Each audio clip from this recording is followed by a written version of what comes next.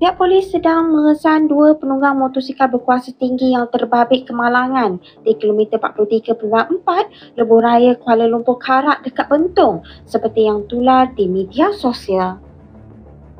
Ketua Polis Daerah Bentong, Superintendent Zaiha Muhammad Kahar berkata pihaknya terkesan rakaman video yang tular yang memaparkan kemalangan membabitkan 3 buah motosikal di kawasan berkenaan.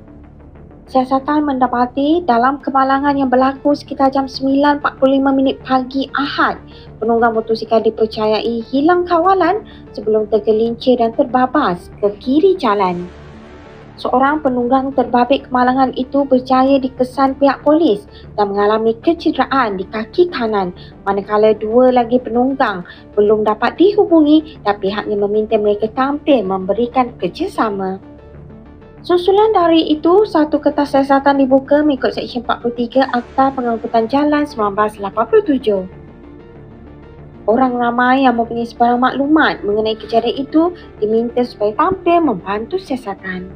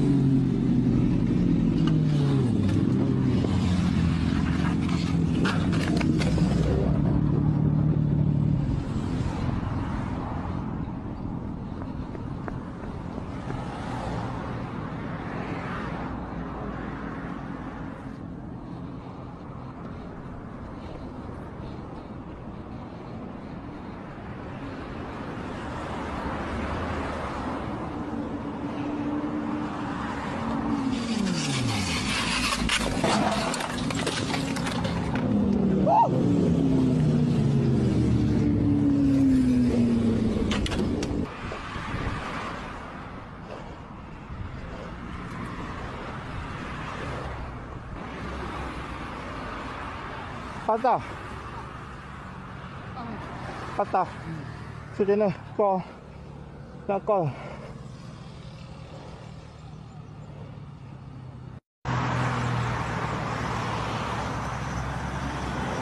Guys, jangan lalu sini, jangan lalu.